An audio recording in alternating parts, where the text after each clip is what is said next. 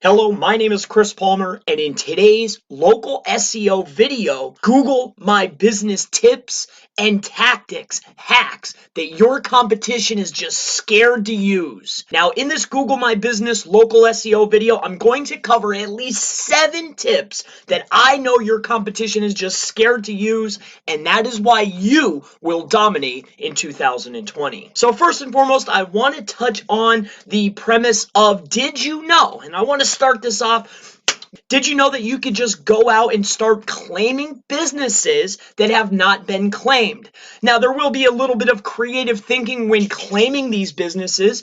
You will have to create locations. However, this is absolutely obtainable, and it's something that you could do with a little bit of creativity.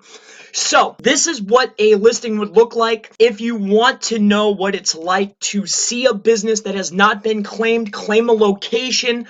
If it's in a dense city, I can almost guarantee that they have been claimed already, probably. However, there are other places that you can feel free to go ahead and start claiming businesses with a little bit of creativity. Now, I want to touch on using unverified listings to rank. Yes, I know that it is best practice to get your listings verified, but I want to let you know that it is absolutely obtainable to rank a GMB that is unverified.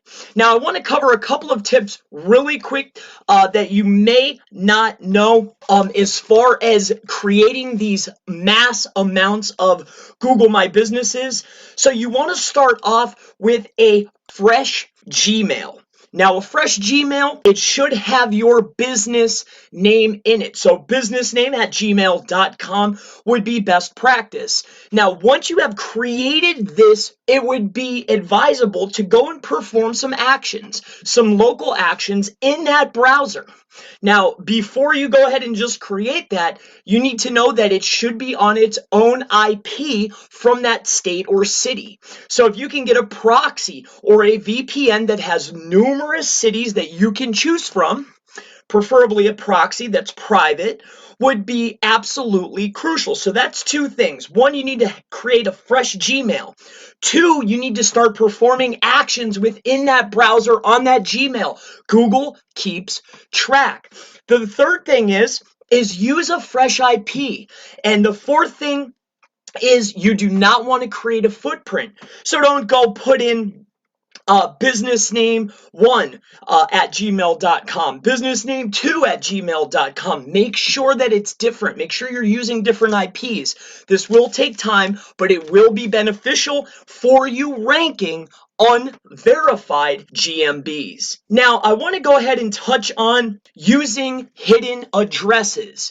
Now, of course, you can use hidden addresses in order to rank, but it is not advisable. It's achievable to rank, but in order to rank a hidden address, it will take more citations and more link building, which is more cost up front. So I get that question quite frequently. Can you rank with a hidden address? Is it a good idea to hide the address? In my opinion, no, it is not. No legitimate business is hiding their address. Now, this is completely going to be up to the competition. Now, competition is going to be the number one reason why a listing gets taken down. If you go and claim a business, if you go create a listing that's unverified, the number one way to get your listings taken down is competition in the neighborhoods. So depending on your niche and the competition will depend on your success of acquiring unverified listings and creating unverified listings. So I want to make sure that you know to use a VPN, use a fresh Gmail.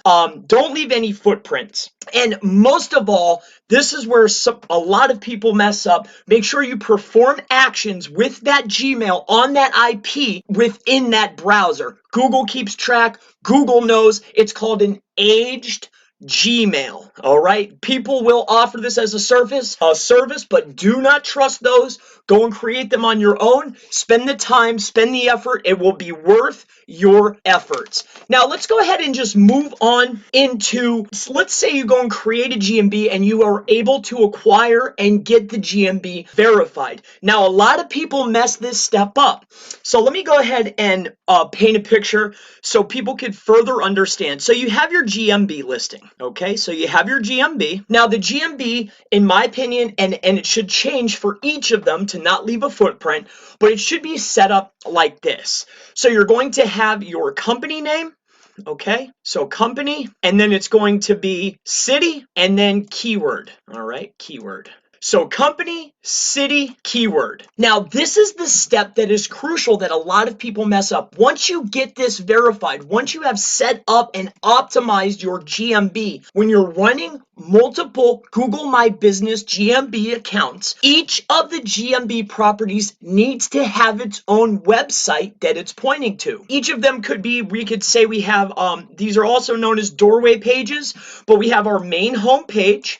It's all about our service. And then off of that, of course, is our about us. And then there's the contact. And then there's a city page. But this whole mini site, right? This is the most effective way. This whole mini site is around the city. It's all about the city. It's all about the service. It's all about that particular property and that entity. But this GMB is pointing to the city page. So these are your filler pages: contact us, about us, and then all about the services here. So this is the service page, okay? Now we're going to point the GMB to this, but regardless of however many GMBs we are able to acquire and create, it's always going to be this same process here, and we're going to point it to the city page. This will further increase the rank of the city page and give you a better opportunity of ranking higher within Google Maps. Now that leads me to the next point. Let's go ahead and clear this off. So the very next tip is this, and this is probably going to be common sense. If you're looking at the search engine results page, all right, and you have your ads, okay, and if right here, right, we do not have our maps, then this would not be a good location to try to acquire a Google My Business. You need to make sure that the SERP is displaying maps. Now this is very, very crucial. Now another step that I want to go ahead and touch on is when creating multiple GMBs, right? And you have all of these properties like in the past explanation, and all of this really ties together. When you're creating multiple GMBs and each of them have their own entity, so like we talked about before, so you have the GMB and then each GMB is linking out to its own little mini site, right? This is a mini site and this is the city page, okay? Each of these are going here. Now, you have multiple of these. Let's say you make 20 of these, right? Unverified or verified, preferably verified, but you can rank unverified. Each one of these 20, either, let's say there's 20 of these units, GMB, right? GMB. None of these will ever be connected in any way. That's different IPs, different Gmails, different browser setups, different phone numbers. You can acquire virtual phone numbers in order to fulfill this process. So now the very last thing that I want to talk about, and that was 7 different things that I went ahead and I covered. I want to go ahead and touch on reviews. Now we have talked about reviews in the past. Okay, we have talked about the importance of having local guide reviews.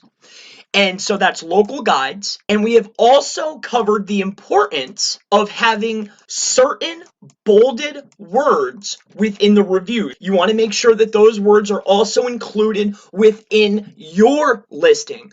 But the tip that I want to cover today is this. There is some type of algorithm, okay, within the reviews that is triggered if it's too long, if it contains too bland of sentences, if it seems as though, and there's something algorithmically, I've been testing this, I can't really put my finger on it, but there's something within the algorithm or from the accounts or whatever the case is if you're curating and buying reviews, there is something that triggers. So you need to make sure that the reviews that are being left are coming from local guides, contain the bolded words, are not too long, and are not written too blandly or bought from a service that is leaving reviews from all over the nation. So that's really going to wrap up these tips, these local SEO tips, these Google My Business tips that your competition is too scared to use. Setting up unverified, going out and claiming verified, setting up multiple listings, creating the pages, actually putting in the work of what it takes to acquire the leads and the clients that your business deserves. So my name is Chris Palmer. If you have any questions regarding local SEO, if you have questions regarding Google My Business, please feel free to leave them in the comments below, and I look forward to seeing you in the next local SEO Google My Business video. Have a wonderful day.